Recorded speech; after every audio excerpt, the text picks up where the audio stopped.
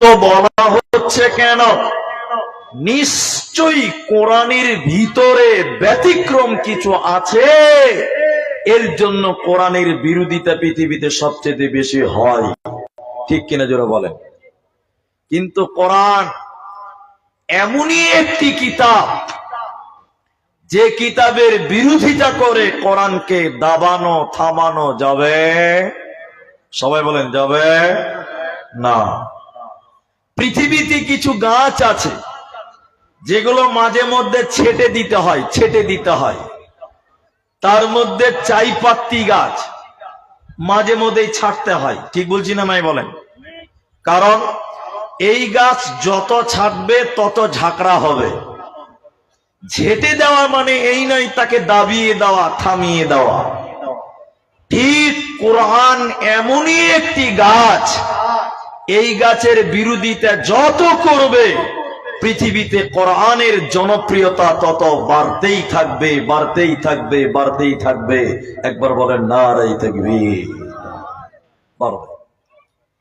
অথচ আমরা মুসলমান, সেই কোরআন সম্পর্কে কোনো জ্ঞান নেই, কোরআনের অস্তিত্ব আমাদের জানা নেই, কোরআনের ইতিহাস আমাদের জানা নেই, কোরআন কেন এসেছে আমরা জানি না, আল্লাহ কোরআন কেন পাঠিয়েছেন সেটাও জানি না। অথচ আমরা মুসলিম হিসেবে আমাদের সর্বপ্রথম কোরআন জানা দরকার। জোরে বলেন আছে না নাই? আছে। চলেন, আজকে আমার আলোচ্য বিষয় হলো শুধুমাত্র কোরআন, অনলি কোরআন। শুধুমাত্র কোরআন সম্পর্কে আপনাদের কিছু বলবো। চলেন প্রথমে কোরআনের কাছে কোরআনের পরিচয় নেব। কোরআনকে বলবো, কোরআন তুমি তোমার পরিচয় দাও, তুমি কেন এসেছো, তোমার ইতিহাস কি, তোমার অস্তিত্ব কি, তুমি বলো। কোরআন নিজের পরিচয় নিজে দেবে। কোরআনকে বলে, কোরআন তুমি কোথায় এসেছো, কোরআন বলো। কোরআন বলছে বিসমিল্লাহির রহমানির রহিম, লা উকসিমু বিহাযাল বালাদ। কোরআন বলছেন আমি দুইখানা শহর কেন্দ্রিক নাজিল হয়েছি। কোরআনকে বলেন, কোরআন তুমি কোন জায়গায় এসেছিলে তুমি বলো। কোরআন বলছেন আমি দুইটি শহর কেন্দ্রিক নাজিল হয়েছি। ওই দুইটি শহর ডালখোলা ইসলামপুর নয়, কিষানগঞ্জ রায়গঞ্জ নয়। ওই দুইটি শহর কোরআনে স্থান পেয়েছে। একটা মক্কা মুকাররমা, অপরটি মদিনা মুনাওয়ারা। কোরআনকে দ্বিতীয় নম্বর প্রশ্ন করেন কোরআন, হে কোরআন তুমি কোন জায়গা থেকে তুমি মক্কা মদিনায় এসেছিলে তুমি বলো। তোমার কোন জায়গা থেকে আগমন হয়েছিল তুমি বলো। কোরআন বলছে বাল হুয়া কুরআনুম মাজিদ ফি লাওহিম মাহফুজ। আমি লাওহে মাহফুজ থেকে দীর্ঘ 23 বছর সময়ে যখন যতটুকু প্রয়োজন ততটুকু আমি অবতীর্ণ হয়েছিলাম। অতএব আমি লাওহে মাহফুজ থেকে পৃথিবীতে আমার আগমন হয়েছে। কোরআনকে তৃতীয় প্রশ্ন করেন, হে কোরআন তুমি কখন এসেছিলে তুমি বলো। মক্কা মদিনায় কোন টাইমে তুমি এসেছিলে বলো। তোমার কখন আগমন হয়েছিল তুমি বলো। কোরআন বলছে শাহরু রমাদানাল্লাযী উনজিলা ফীহিল কুরআন। আমি রমজান মাসে এসেছি রে বান্দা, আমি রোজার মাসে আমার আগমন হয়েছে। এরপরে কোরআনকে বলেন, কোরআন রমজান মাসে কখন তুমি এসেছিলে তুমি বলো। দিনের বেলায় না রাতে বেলায় তোমার আগমন হলো বলো। সকাল বেলায় না বিকাল বেলায় তোমার আগমন হয়েছে বলো। কোরআন বলছে ইন্না আনজালনাহু ফি লাইলাতিল কদর, আমি রমজানের শেষের 10 বিজুরের রাত্রিতে আমার আগমন হয়েছে, আমি কদরের রাত্রিতে অবতীর্ণ হয়েছি, রাত্রি বেলায় পৃথিবীতে এসেছি রমজান মাসে।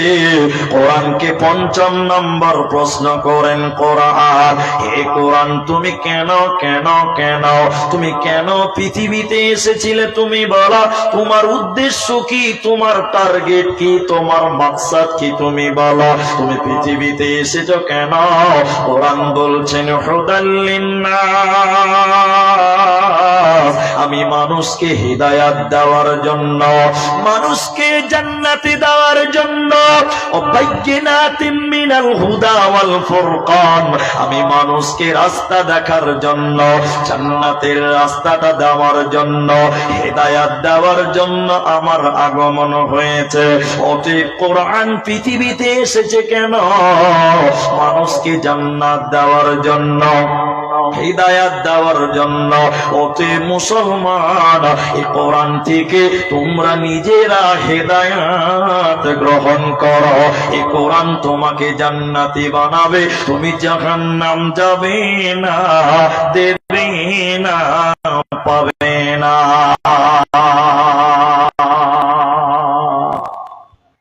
এখন আপনাদেরকে জিজ্ঞাসা করছি, একটু উত্তর দেন। এখন আপনারা বলেন, সবাই বলেন, কেউ বাদ যাবেন না, তাহলে কোরআন পৃথিবীতে এসেছে কেন? হেদায়াতের জন্য। বলেন একটু, এসেছে কেন? হেদায়াতের জন্য। কিন্তু বলেন, এই কোরআন দিয়ে অনেক মানুষ হেদায়াত গ্রহণ করে না, বরং এই কোরআন দিয়ে তাবিজের ব্যবসা করে। ঠিক বলছেন না? নাই বলেন।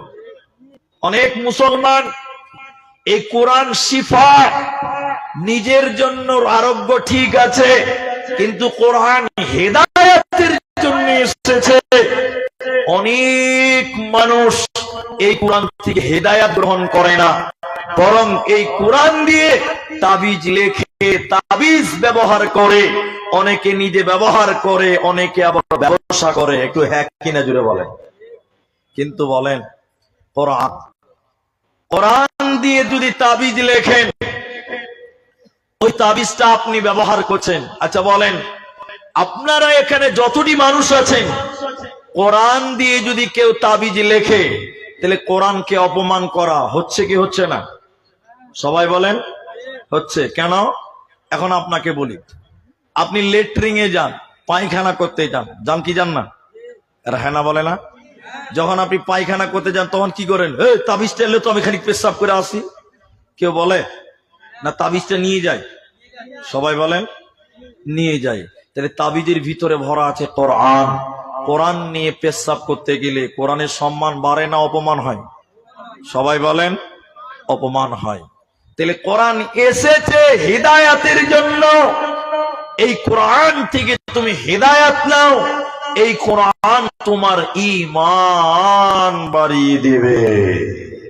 আল্লাহ তাবারাক ওয়া তাআলা কোরআনের অন্য জায়গাতে বলছেন, শুনে নাও, ওয়া ইযা তুলিয়াত আলাইহিম আয়াতুহু যাদাতুহুম ঈমানা। কোরআন এমনই একটি কিতাব, যে কিতাব তেলাওয়াত করলে মানুষের ঈমান বাড়ে, মুমিনের ঈমান বাড়ে, আল্লাহওয়ালাদের ঈমান বাড়ে, কিন্তু বেঈমানের ঈমান বাড়বে না। অতএব কোরআন তেলাওয়াত করো, কোরআন তোমার ঈমান বৃদ্ধি করবে। এই জন্য আল্লাহ কোরআনে বলেছেন, এই কোরআন মুমিনদের জন্য হিদায়াত। কিন্তু সবার ঈমান বাড়বে না। যেমন আজ থেকে 4 বছর আগে একজন মুসলমান, সে ইসলাম ধর্ম ত্যাগ করেছিল, তার নামটা আপনারা জানেন। আমি জানার জন্য শুধু প্রকাশ করছি, তার নিয়ে আমার মাথা ব্যথা নাই।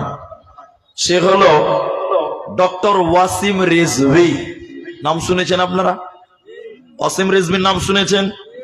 যেদিন ইসলাম থেকে বেরিয়ে যায়, ইসলাম ধর্ম ত্যাগ করে সেদিন কোরআন হাতে নিয়ে বলেছিল এই কোরআন থেকে 26টা আয়াতকে কেটে বাদ দিয়ে দিতে হবে। সবাই জুড়ে বলুন নাউজুবিল্লাহ। আচ্ছা বলেন, যে ব্যক্তি কোরআনের 26টা আয়াতকে টার্গেট করতে পেরেছে সেই লোক কোরআন পড়েছে কি পড়ে নাই? সবাই বলেন পড়েছে। তা আল্লাহ বলছে কোরআন পড়লে ঈমান বাড়ে, তাহলে ওয়াসিম রেজবির ঈমান বাড়লো না, উল্টা ঈমান কমে গেল। ওয়াসিম রেজবির ঈমান বাড়লো না, উল্টা ঈমান কমে গেল কেন? এর সহজ অর্থ হলো সবার ঈমান বাড়বে না। সবার ঈমান বাড়বে না। উদাহরণ দিলে বুঝতে পারবেন। এই যে রাস্তা দিয়ে টোটো গাড়ি চলছে, টোটো টোটো টোটো বলেন তো আপনারা? টোটো বুঝেন তো? আমাদের দেশে বলে পিলপিলি, আমাদের দেশে বলে পিলপিলি, অনেক দেশে বলে টুকটুকি। টোটো, এই টোটো গাড়ি চলে ব্যাটারিতে। ব্যাটারিতে চলে তো। আপনাদের এই বাজারে একটা দোকানদার, ওর কাজ হলো ব্যাটারি চার্জ করা। ও 10টা ব্যাটারির তার লাগিয়ে দিয়েছে, কারেন্ট ঢুকছে, চার্জ হচ্ছে। একটা খ্যাপা এসে বলছে, ও দোকানদার, পাগল এসে বলছে, এই বড় বড় প্লাস্টিকে কি হচ্ছে গো? ব্যাটারিকে প্লাস্টিক বলছে, কত খ্যাপা খালি দেখেন। দোকানি বলছে, এই খ্যাপা, এই প্লাস্টিকে কারেন্ট ভরছি, টোটো চলবে, লাইট জ্বলবে, ফ্যান চলবে। খ্যাপা তখন মনে মনে ভাবছে যে প্লাস্টিকেও কারেন্ট ঢোকা যায়? তো দোকানি বলছে যায়। তো খ্যাপা তাড়াতাড়ি বাড়ি গিয়েছে। ওর বাড়িতে বড় বড় প্লাস্টিকের বয়ম ছিল আর বালতি ছিল 5টা। তাড়াতাড়ি 5টা প্লাস্টিকের বালতি নিয়ে দোকানদারের কাছে এসে বলছে, দোকানদার ভাই, আমার প্লাস্টিকের বালতিতে খানিক কারেন্ট ঢুকিয়ে দাও, বাড়িতে লাইট জ্বালাবো। আচ্ছা বলেন তো, ওর প্লাস্টিকে কারেন্ট ঢুকবে? এতগুলো লোক বলেন কারেন্ট ঢুকবে? দোকানি বলছে, তোর প্লাস্টিকে কারেন্ট ঢুকবে না। বলছে, মারবো চর, এক্ষুনি বললি প্লাস্টিকে কারেন্ট ঢুকছে আর আমার বেলায় ঢুকবে না মানে? দোকানি ওকে বুঝতে পারে না। অনেকক্ষণ পর লোকটা বলছে, রে পাগল, তোর প্লাস্টিকে কারেন্ট ঢুকবে না, দোকানির ব্যাটারিতে কারেন্ট ঢুকবে, চার্জ হবে কেন? এই দুটির মধ্যে বিরাট তফাৎ আছে। ব্যাটারির ভিতরে এসিড আছে, তামা আছে, ইঞ্জিল আছে, পানি আছে। এর কারণে তার চার্জ হবে, কারেন্ট হবে, লাইট জ্বলবে, টোটো চলবে। আর তোর প্লাস্টিকের বালতির ভিতরে কিছুই নাই, হাওয়া আছে। শুনে নাও, সবার ঈমান বাড়বে না কোরআন শুনলে। কার ঈমান বাড়ে? যার ভিতরে ঈমান আছে, আল্লাহর উপরে বিশ্বাস আছে, কোরআনটা আল্লাহর কালাম, এই ভরসা আছে। এই লোক যখন কোরআন তেলাওয়াত করবে, নেকের উদ্দেশ্যে যখন কোরআন পড়বে, এই লোকের তখন ঈমান বাড়বে। আর যে মানুষটা সন্দেহ করে কোরআন তেলাওয়াত করবে, ওই লোকের ঈমান বাড়বে না।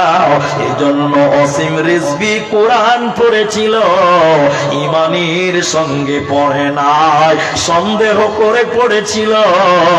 এই জন্য তার ঈমান টিকল না, ঈমান পেল না, পেল না।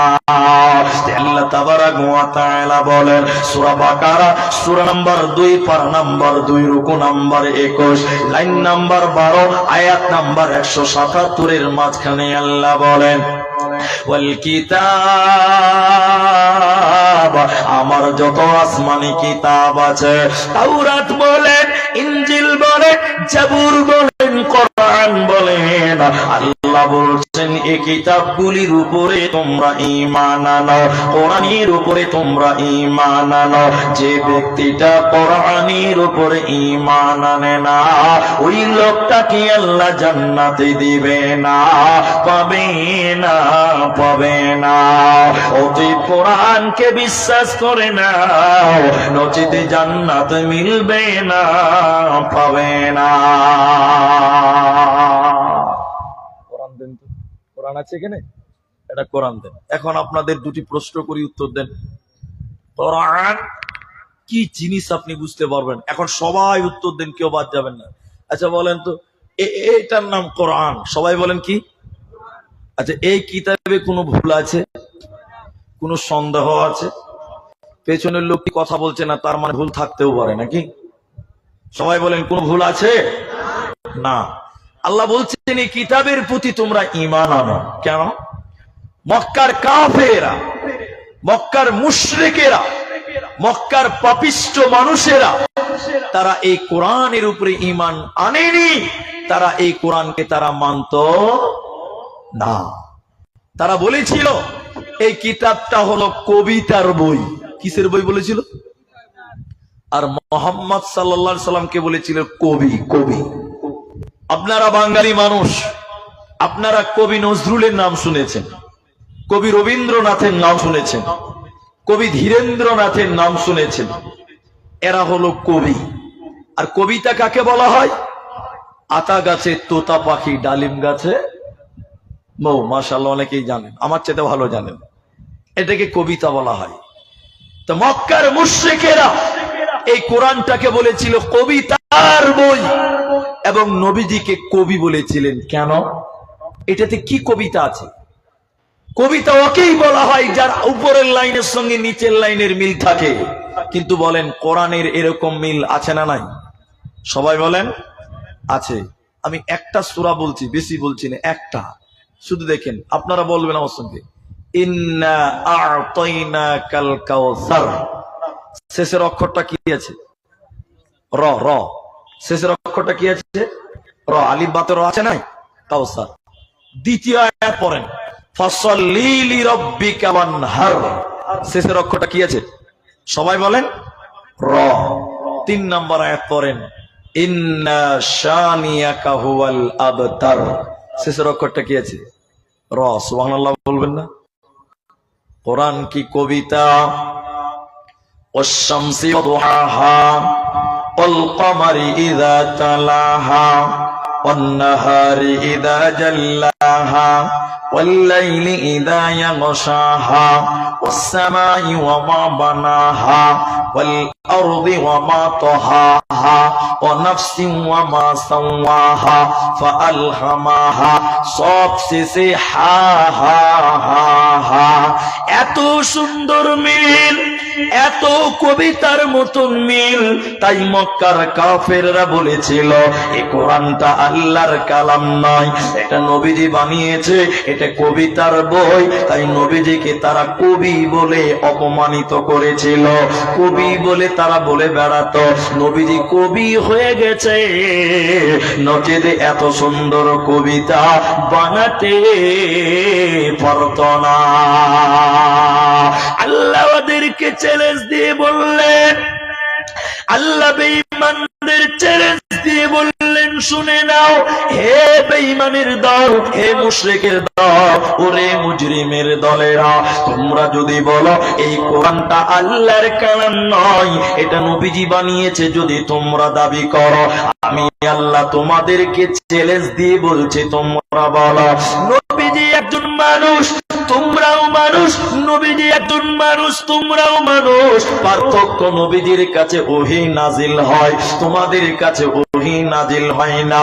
যদি তোমরা বলো এই কোরআনটা নবীজি বানিয়েছে, তাহলে আমি আল্লাহ বলছি রে বান্দা, এর মুশরিকের দলেরা, তাহলে তোরা কেন এই কোরআনের মতন একটা কিতাব বানাতে পারিস না? আল্লাহ চ্যালেঞ্জ দিয়ে বললেন, শোনো, وَإِن كُنتُمْ فِي رَيْبٍ مِّمَّا نَزَّلْنَا عَلَىٰ عَبْدِنَا فَأْتُوا بِسُورَةٍ مِّن مِّثْلِهِ وَادْعُوا شُهَدَاءَكُمْ। এর কাফেরেরা, যদি তোমরা বলো এ কোরআন নবীজি বানিয়েছে, তাহলে আমি আল্লাহ বলি তোমরাও একটা কোরআন বানিয়ে দেখো, এই কোরআনের মতো একটা কোরআন বানাও। 30 পারা বানাতে হবে না, 114টা সূরা বানাতে হবে না, 1 পারা বানাতে হবে না, একটা সূরা তোমরা বানিয়ে দেখাও, একটা আয়াত তোমরা বানিয়ে দেখাও। ইন কুনতুম সাদিকিন, যদি তোমরা প্রকৃত সত্য হয়ে থাকো। পৃথিবীর কেউ কোরআন বানাতে পারেনি, ভবিষ্যতেও কেউ পারবে না। আল্লাহ তাবারাক ওয়া তাআলা বলে এই কোরআন তোমরা তেলাওয়াত করো, পরকালে তোমাদের ঈমান বাড়বে, মরার পর জান্নাতে দেবে। এ কোরআন তোমাদের বানিয়ে দেবে কামিয়াব কামিয়াব। এ কোরআন তোমাদের জান্নাতি বানিয়ে দিবে রে, তোমাদের কোন চিন্তা রবে না, রবে না, রবে না। যদি কোরআন হাদিস না মানি জীবনে,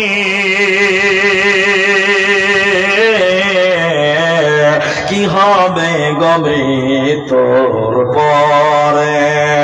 যদি কোরআন হাদিস না মানি জীবনে, কি হবে গবে তোর পরে। চার মাযহাবকে ফরজ জেনেছি, এক মাযহাবে আমল করেছি, কোরআন হাদিসের দিকে দেখিনি ফিরে, কি হবে গমে তোর পরে। যদি কোরআন হাদিস না মানি জীবনে, কি হবে গমতের পরে, কি হবে গমরে তোর পরে।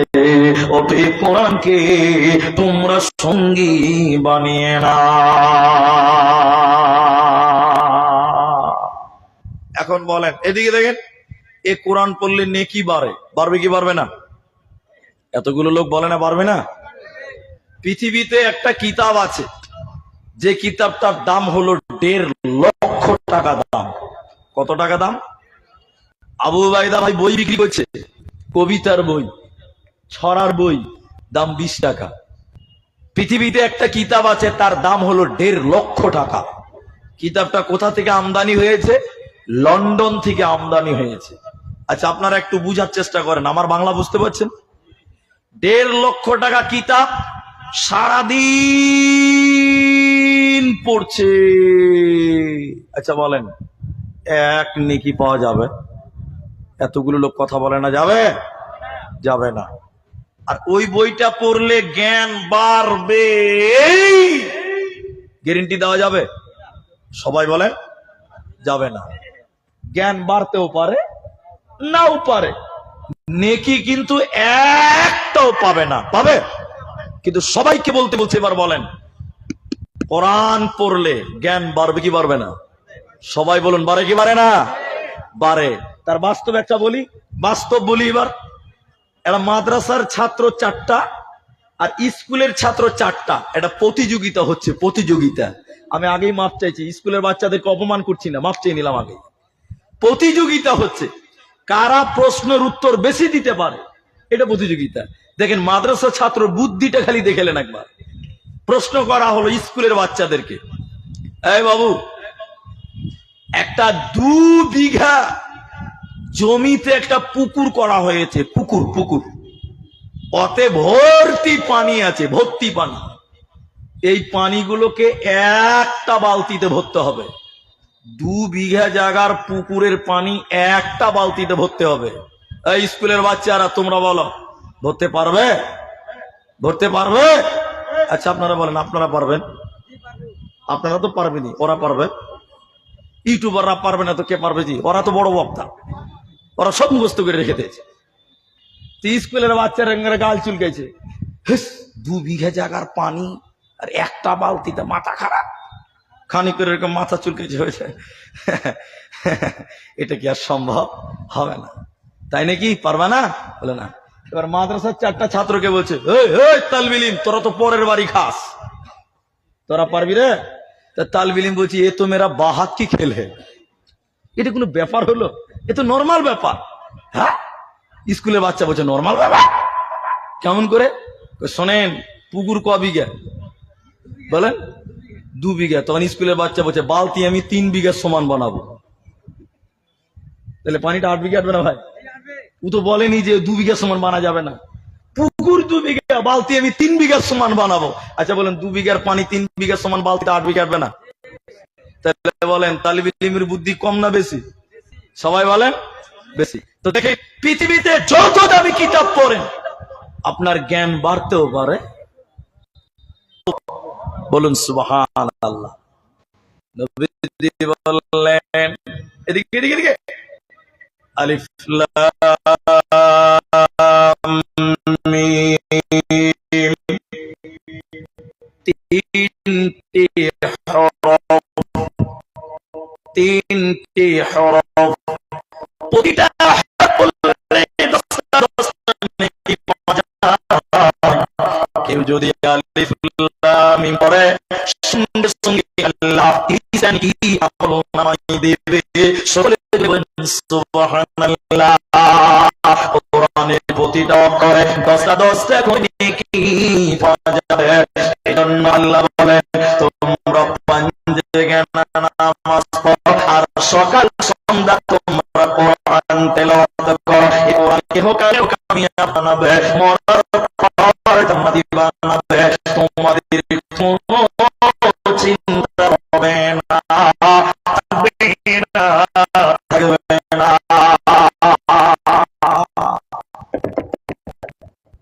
780 আপনারা লেখা দেখেছেন, এদিকে নাই তো পেছনে কথা বলেন। 780 লেখা দেখেছেন। আচ্ছা, আমি একটা জালসাতে গিয়েছিলাম, আমি জায়গার নামটা বলছি না। জালসার মেইন গেটে লম্বা করে লাইটিং করে লেখা আছে 786 আপনারা দেখেন না?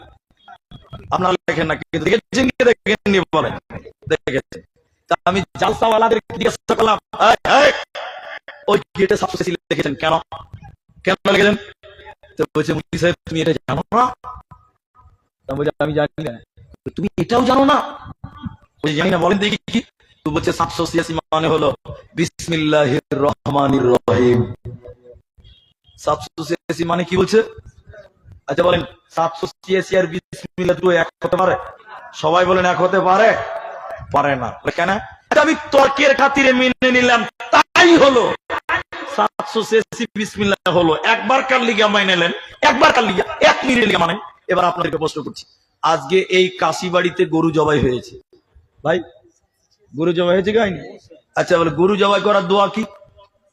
বিসমিল্লাহ আল্লাহু আকবার। এখন কোন কসাই যদি বলে 786 আল্লাহু আকবার, বিহাই খেয়ালাও খাবে? কে খাবে বলো? কে খাবেন? কেন খাবেন না? 786 যদি বিসমিল্লাহ হয় তো বিসমিল্লাহর পরিবর্তে বলেন 786 আল্লাহু আকবার। হালাল না হারাম? সবাই বলে হারাম।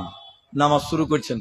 আচ্ছা 786 যদি বিসমিল্লাহ হয় তাহলে আলহামদুলিল্লাহর একটা অঙ্ক হবে, সূরা ফাতিহার একটা অঙ্ক হবে, সূরা নাসের একটা অঙ্ক হবে। এবার শুরু করলাম আমি নামাজ, অঙ্কতে নামাজ 502 492 1132 786 302 302 নামাজ হবে। বিসমিল্লাহ পড়লে কি হবে? কারণ কোরআনে সূরা তওবাতে বিসমিল্লাহ নাই, কিন্তু অপর আরেকটি সূরাতে ডবল বিসমিল্লাহ আছে। অতএব বিসমিল্লাহ পড়লে প্রতিটি অক্ষরে অক্ষরে 10টা করে নেকি পাওয়া যাবে। আর 786 পড়লে গুনাহ হবে, গুনাহ হবে, গুনাহ হবে।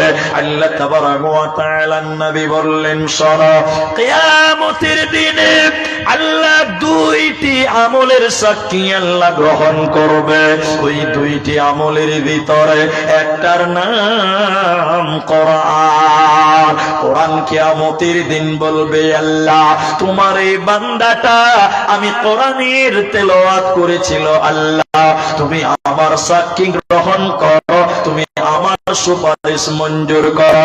আল্লাহ কোরআনের সাক্ষী মঞ্জুর করবে, আল্লাহ কোরআনের সাক্ষী গ্রহণ করবে। অতএব যারা কোরআন তেলাওয়াত করবে আল্লাহ তাদের সুপারিশ কিয়ামতের দিন কোরআনের সুপারিশ কবুল করে এই লোককে জান্নাতে দিবে। এই লোকের কোনো চিন্তা রবে না, রবে না, রবে না। এই জন্য শুনে নাও পৃথিবীতে যুগে যুগে কালে কালে কোরআনের শত্রু পৃথিবীতে ছিল, কোরআনের শত্রু পৃথিবীতে আছে, কোরআনের শত্রু পৃথিবীতে থাকবে, কিন্তু কোরআনকে মেটাতে পারবে না, পারবে না। আপনারা জানেন আমাদের আসামে অনেক সরকারি মাদ্রাসাগুলো বন্ধ করে দিয়েছে, এটা আপনারা জানেন, খবরে দেখেছেন, মাদ্রাসাগুলো বন্ধ করেছে, সরকারি মাদ্রাসা। অনেক হাফিজিয়া মাদ্রাসা, হিফজখানা তালা মেরে দিয়েছে, সরকার বন্ধ। এটা হিফজখানা আছে তো, আছে।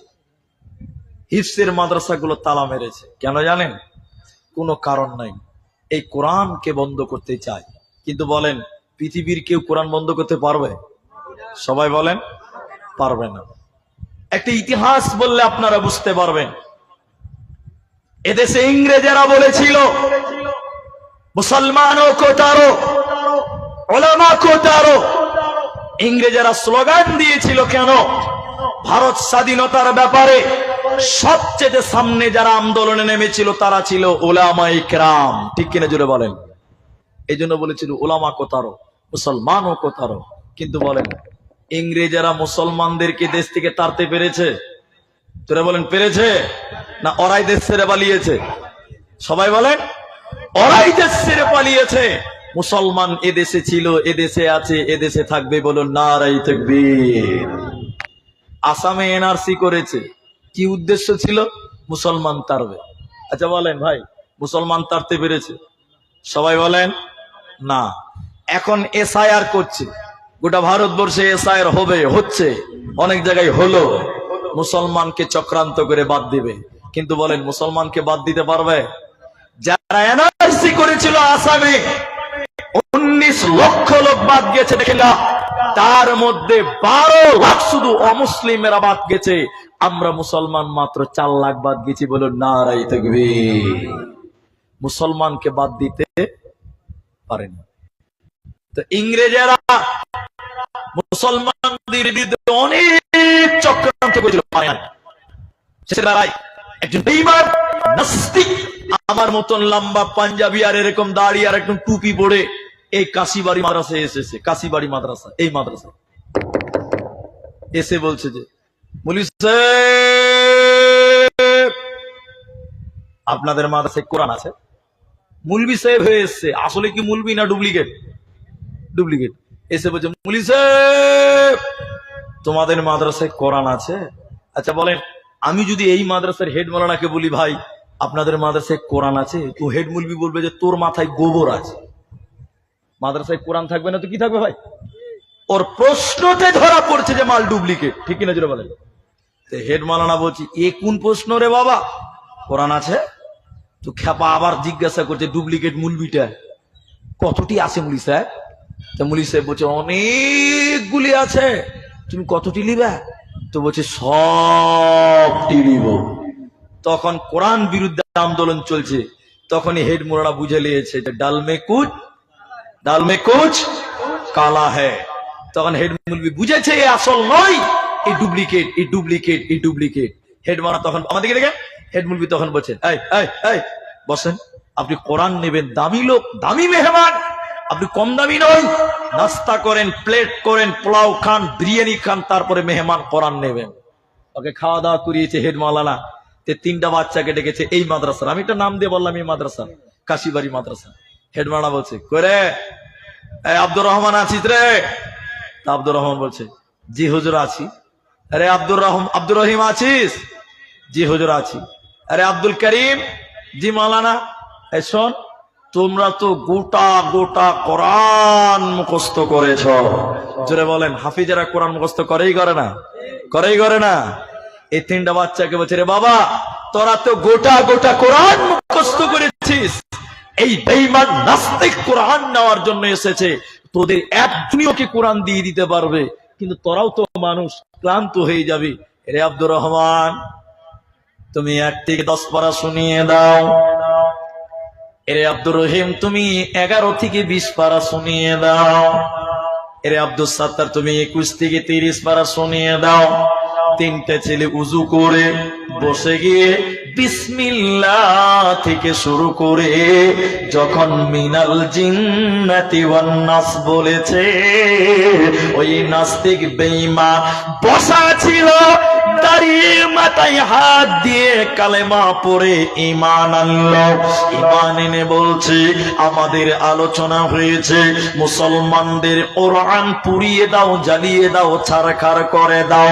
যতদিন মুসলমানদের কোরআন থাকবে ততদিন মুসলমানদের সঙ্গে কখনো পারা যাবে না। তাই আমি কোরআনকে কেনার জন্য এসেছিলাম, কোরআনকে মিটাবার জন্য এসেছিলাম, কিন্তু আমি ঈমান আনলাম। আমি আল্লাহর উপরে ঈমান এনে আল্লাহর কসম করে বলছি, মুসলমানদের থেকে কোরআনকে আলাদা করা সম্ভব হবে না। তার কারণ শুনে নাও, এই কোরআনটা শুধু কাগজে নয়, এই কোরআনটা কোনো কালিতে নয়, এই কোরআনটা মুমিন মুসলমানেরা তাদের আত্মাতে জায়গা দিয়েছে। আজ পৃথিবীতে লক্ষ লক্ষ কোটি কোটি বিলিয়ন মিলিয়ন কোরআনের হাফেজ আছে। অতএব কোরআনকে যদি পুড়িয়ে দে, নতুন কোরআন ছাপতে কোনো টাইম লাগবে না।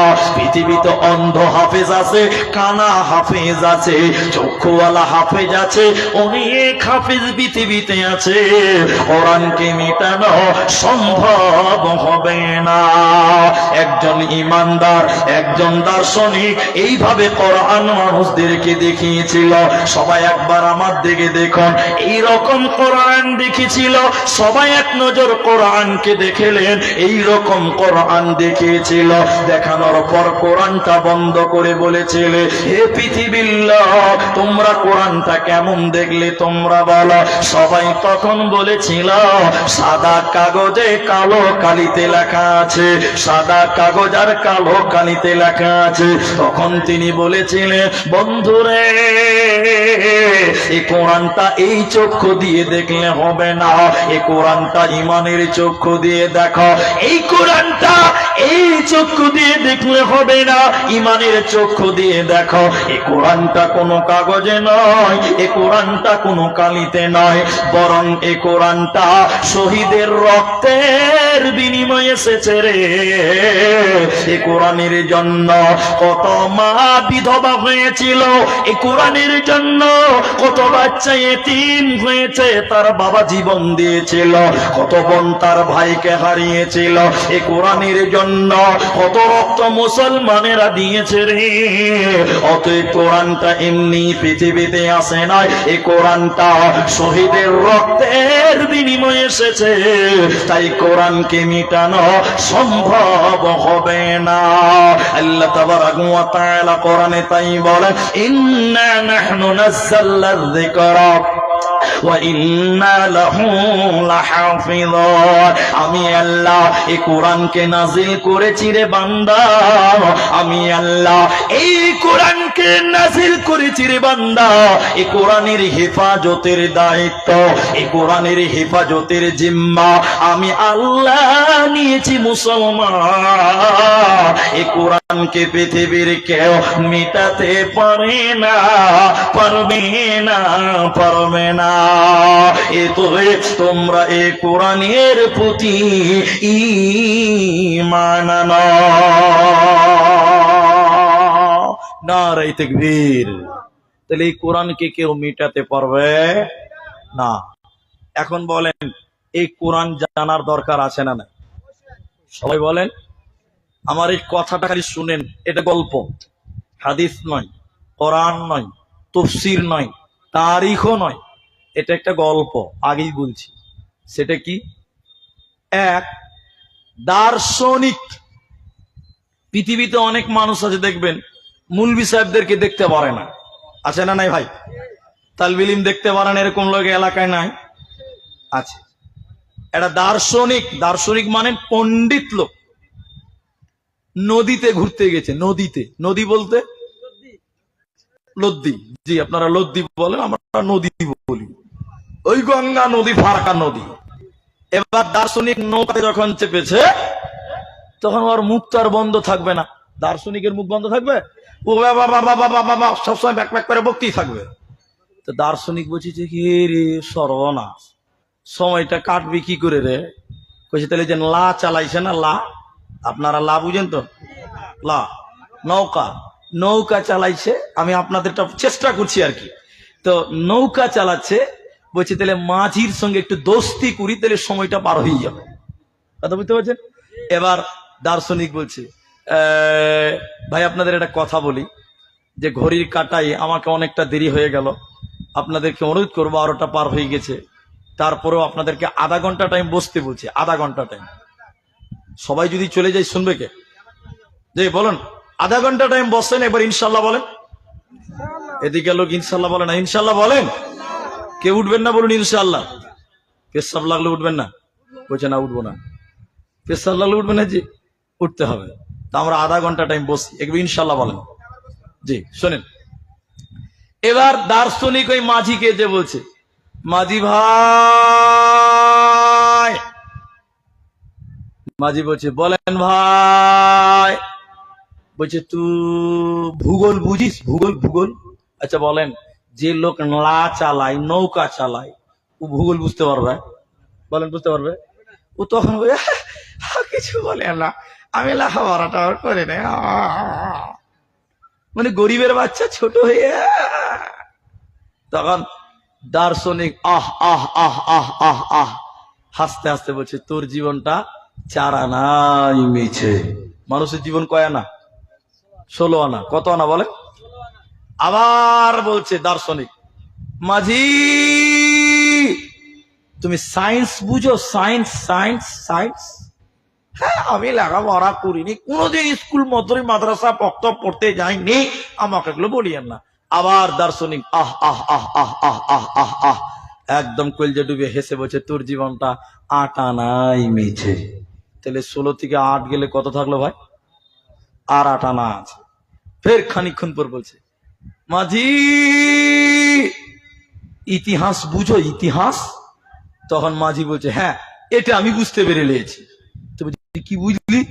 কইছে আমার বিয়ে হয়েছে, বিয়ে হয়েছে ও নদীর ধারে, তো আমার বিয়ের পর আমার শাশুড়ি আমাকে রাজহাঁস খিলিয়েছিল, ওটাই কি ইতিহাস?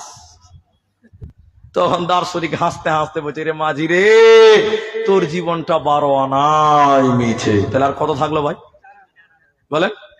4 আনা থাকলো।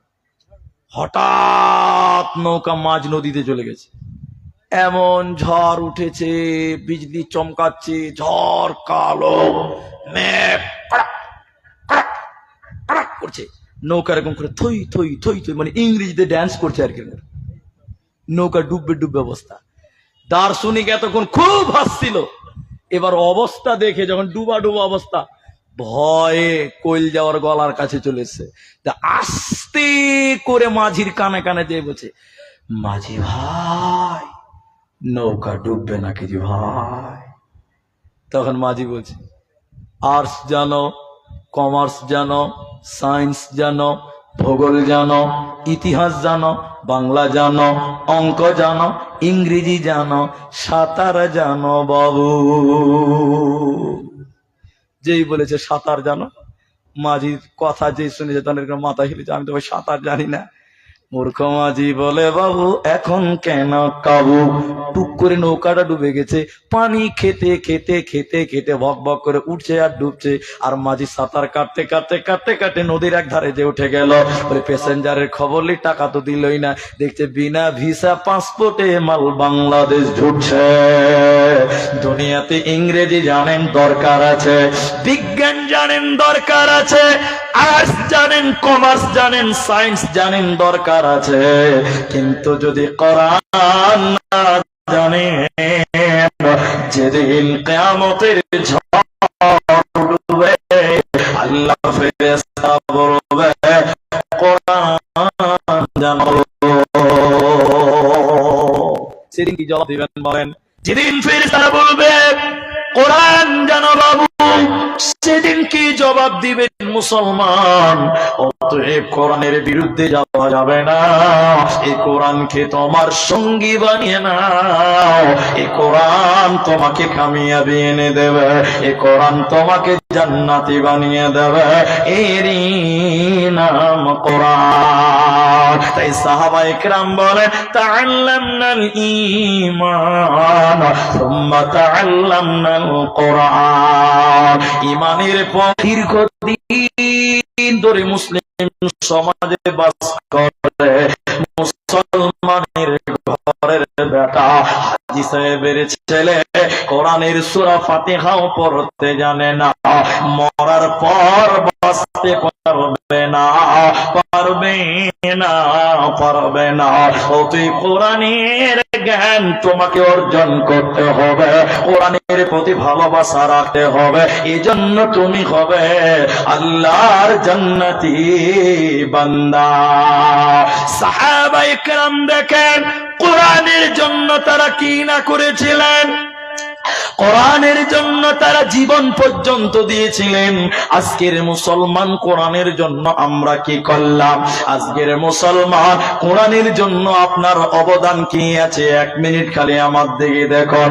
আল্লাহর নবী ইসলামের যখন দাওয়াত দিচ্ছিলেন মক্কাতে, দাওয়াত দিতে দিতে অত্যাচারের কারণে আল্লাহর নবী যখন মক্কা ছেড়ে মদিনায় চলে গেল, মক্কা ছেড়ে যখন মদিনায় চলে গেল, তখন মক্কাতে একটা ছেলে ইসলাম তার ভালো লেগেছিল, কোরআন তার ভালো লেগেছিল, কিন্তু সে ঈমান আনতে পারে নাই।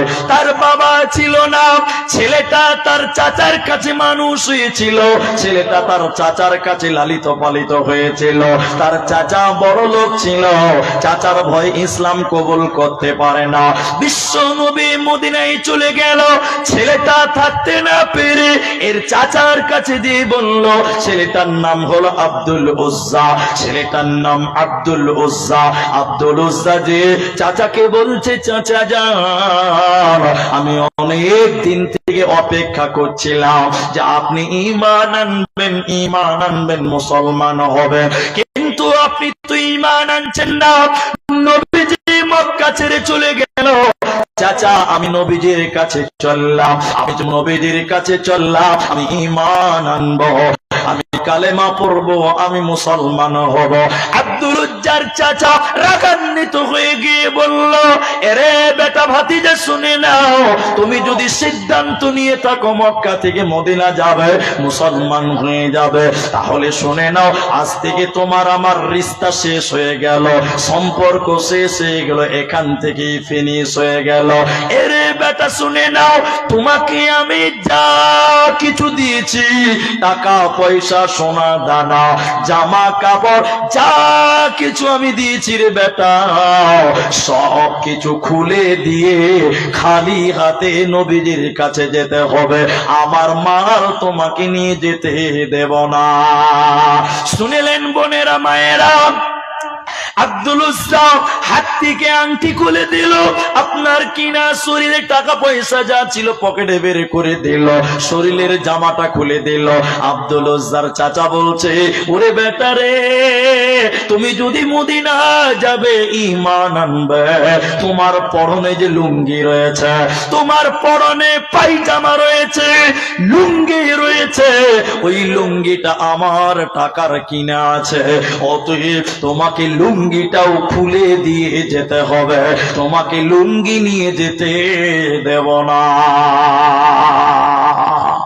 চাচা ভাবছে ছেলে কি ল্যাংটা হতে পারে, যুবক ছেলে কি ল্যাংটা হতে পারবে, তাহলে লুঙ্গি খুলবে না, নবীজির কাছেও যেতে পারবে না।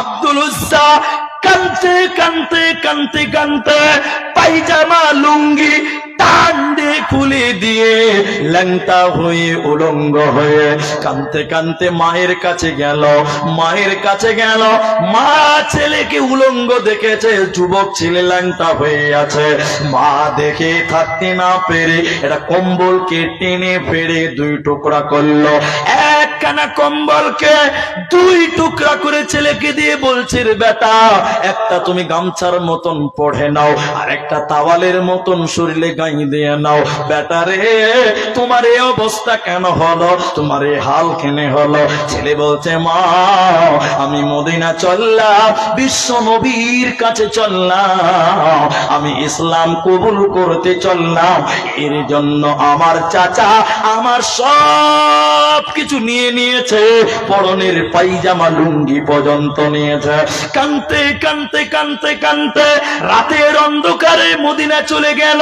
বিশ্বনবী মদিনাতে মাদ্রাসা করেছিলেন, আসহাবে সুফফা, সাহাবায়ে কেরাম যে মাদ্রাসায় পড়তেন, আপনাদের কাশিবাড়ি যেরকম মাদ্রাসা আব্দুল উজ্জা, ওই মাদ্রাসার বারান্দাতে রাতের বেলায় গামছা গায়ে দিয়ে বসে আছে। সে ছিল বড় লোক, সে ছিল বড় লোক, সে ছিল ধনী, সে ছিল টাকাওয়ালা। আজকে দেখেন একটা গামছা গায়ে দিয়ে গামছা পরে বসে কাঁপছে, থরথর করে কাঁপছে। আল্লাহর নবী রাতের বেলায় যখন ঘর থেকে বের হচ্ছে, মাদ্রাসা থেকে বের হচ্ছে, গেটে দেখে ছেলেটাকে চিনা চিনা লাগছে। ছেলে তো এরকম অবস্থা হওয়ার কথা নয়। ছেলেটাকে দেখে বলছে, তুমি না আব্দুল উজ্জা?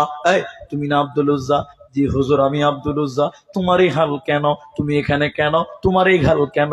এবার আব্দুল উজ্জা চোখের পানি মুছতে মুছতে নবীজিকে বলেছিলেন, আমি ঈমান আনতে এসেছি, এই কারণে আমার চাচা সব কিছু কেড়ে নিয়েছে, তার জামা কাপড় লুঙ্গি পর্যন্ত কেড়ে নিয়েছে।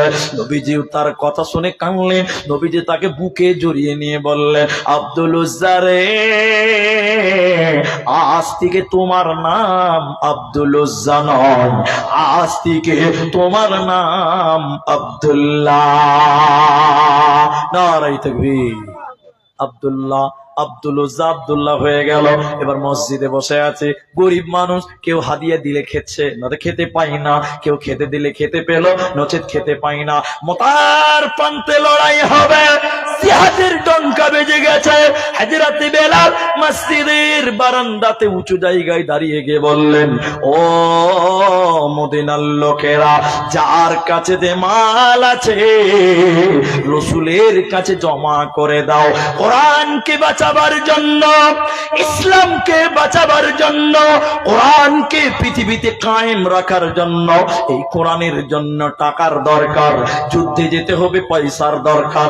যার কাছে যে মাল আছে সবাই রাসূলের সামনে ঢেলে দাও। হযরতে ওমর দিলেন, আবু বকর দিলেন, উসমান দিলেন, সবাই দিল। কিন্তু আব্দুল উজ্জা দান করে অভ্যাস, এখন তার টাকা নাই, পরনে একটা গামছা, শরীরে একটা গামছা, পকেটে কোনো টাকা নাই। সবাই দান করছে, তার মন মানে না, সবাই দান করছে, তার মন মানে না, তার মনটা বড় কাঁদছে, আমি টাকা দিতে পারছি না, সবাই দিচ্ছে, আমি কেন দিতে পারি না। অনেকক্ষণ দাঁড়িয়ে থেকে আব্দুল উজ্জা আব্দুল্লাহ থাকতে না পেরে রাসূলের সামনে এসে দাঁড়িয়েছে। আল্লাহ রাসূল তাকে দেখে, এদিকে এদিকে এদিকে, আল্লাহ রাসূল তাকে দেখে এরকম করে তাকিয়ে বলছে, আব্দুল্লাহ, আব্দুল উজ্জা, তুমি এখানে এসেছো কেন? এর মানে হলো, তুমি কেন এখানে এসেছো? এখানে যারা এসেছে তারা দান দিবে, তুমি কি দিবে বলো? তোমার তো কিছুই নাই, তুমি কোরআনের জন্য কি দিবে বলো? তাহলে তোমার কিছু নাই, তুমি এসেছো কেন? এবার মায়েরা বোনের আমার, আব্দুল উজ্জা কাঁদতে কাঁদতে চোখের পানি মুছতে মুছতে বললেন, ইয়া রাসূলুল্লাহ, সবাই কম বেশি দান করছে, দিল মানছে না, আমি কি দিব? যদি পেছনেরটা খুলে দেই, পায়জামা খুলে দেই, গামছা খুলে দেই, পাছাটা উদম হয়ে যাবে, শরীরের তাওয়ালটা দিলে গা খালি হয়ে যাবে, তো দেব তো দেব কি? দিব তো দেব কি? পকেটে কোনো দিনার দিরহাম খেজুর কিচ্ছু নাই, দেব কি? অনেকক্ষণ চিন্তা ভাবনা করে দেখলাম আল্লাহর নবী গো কোরআনকে বাঁচাবার জন্য, এই কোরআনকে পৃথিবীতে কায়েম রাখার জন্য আমার কাছে এখনো একটা জিনিস আছে, আমার কাছে এখনো একটা মাল আছে। এবার আল্লাহ রাসূল বলছে, কি আছে? কি আছে? তুমি কি দান করবে? এবার আব্দুল উজ্জা বললে, ইয়া রাসূলুল্লাহ, আমি এখনো বেঁচে আছি নবী আমার, আমি এখনো বেঁচে আছি। আল্লাহর নবী আমার জান খানা, আমার জীবন খানা, ইসলামের জন্য কোরবান করে জান্নাতে যেতে চাই। রাসূলুল্লাহ, আপনি আমার নাম মুজাহিদদের লিস্টে লিখে নেন, যোদ্ধাদের লিস্টে লিস্টে আমার নাম আপনি 1 নাম্বার লিখেলেন। আমি জিহাদের ময়দানে আমি আমার জীবন দিয়ে আল্লাহর কোরআনকে পৃথিবীতে কায়েম রাখবো। সাহাবীরা শুধু জীবন নয়, তারা জান এবং মাল দুইটি দিয়েছেন। দেখেন এবার যুদ্ধ চলছে, ইতিহাসটা শেষ করে দিচ্ছি। যুদ্ধ চলতে চলতে চলতে চলতে যুদ্ধে যাচ্ছে, সবাই যুদ্ধে যাচ্ছে। যখন আল্লাহ রাসূলের সামনে আব্দুল উজ্জা এলেন, নবীজি সবার হাতে এরকম গায়ে হাত দিয়ে দোয়া করছেন যে আহ এর জান্নাতীরা তোরা চলে যা, জিহাদে যা। রাসূলুল্লাহ যখন আব্দুল্লাহকে দেখলেন, আব্দুল উজ্জাকে, আব্দুল উজ্জার শরীরে এরকম হাত দিয়ে বলছেন, হেরে আব্দুল উজ্জা, তোর জন্য আমি দোয়া করি বেঈমানেরা যেন তোর শরীরের কোনো রক্ত বার করতে না পারে। তোর রক্ত বেঈমানদের জন্য আল্লাহর কাছে হারাম করে দিতে বললাম। আব্দুল উজ্জা চিৎকার দিয়ে কাঁদতে কাঁদতে বলেছিলেন, ইয়া রাসূলুল্লাহ, উল্টো দোয়া করছেন কেন? আমি না জীবন দিয়ে আল্লাহর জান্নাতে যেতে চাই, কোরআনকে পৃথিবীতে কায়েম রাখতে চাই, উল্টো দোয়া করলেন কেন? নবীজি বললেন, আব্দুল উজ্জা রে, তুমি ইসলামের জন্য, কোরআনের জন্য তুমি যা ত্যাগ স্বীকার করেছ, তুমি যদি বাড়িতে ঘুমিয়ে ঘুমিয়ে মারা যাও, আল্লাহ তোমাকে শহীদের মর্যাদা দিবে। যুদ্ধ চলছে, রমরমার যুদ্ধ চলছে, আব্দুল্লাহকে কেউ মারতে পারে না, মানে রসুলের দোয়া কবুল হয়ে গেছে। হঠাৎ করে আব্দুল্লাহর গায়ে কালো জ্বর। কালো জ্বর মানে বুঝতে পারছেন, কেঁপে কেঁপে জ্বর আসছে, তার কন্ট্রোল হচ্ছে না, কখনো জ্ঞান হারিয়ে যায়। এই জ্বরের কারণে আব্দুল উজ্জা উর্ফে আব্দুল্লাহ মারা গেলেন।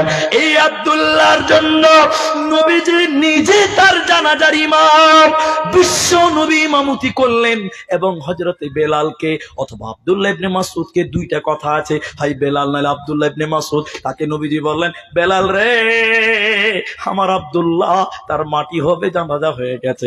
অন্ধকার রাত, লাইট ছিল না, টর্চ ছিল না, কারেন্ট ছিল না, ইনভার্টার ছিল না।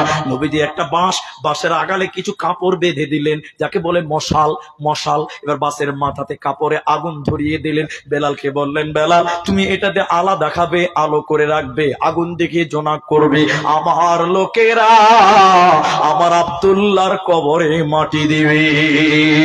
এবার যেতে যেতে যেতে যেতে যখন লাশ নামাবে, ওই কবরের ভিতর থেকে আওয়াজ বের হচ্ছে, তোমরা তোমাদের ভাই আব্দুল্লাহকে আস্তে আস্তে কবরে নামায়ো, তোমরা তোমাদের ভাই আব্দুল উজ্জাকে আস্তে আস্তে আস্তে আস্তে কবরে নামায়ো, কষ্ট দিও না। হযরতে বেলাল বলছে, গলাটা যেন চিনা চিনা মনে হচ্ছে। আমি তাড়াতাড়ি করে সামনে গেলাম, সামনে গিয়ে দেখলাম কে এই কবরে নেমেছে, কে আব্দুল্লাহর জন্য কবরে নেমেছে, কে আব্দুল উজ্জার লাশ ধরার জন্য কবরে নেমেছে, কে আখিরি পয়গম্বর নবী মুহাম্মদুর রাসূলুল্লাহ সাল্লাল্লাহু আলাইহি ওয়াসাল্লাম কবরে নেমেছে। আর বলছে, তোমরা তোমাদের ভাইকে আস্তে আস্তে নামাও, তার শরীরে যেন কোনো ব্যথা না লাগে, কোরআনের জন্য যে ত্যাগ স্বীকার করেছে। মাটি কমপ্লিট হয়ে গেল।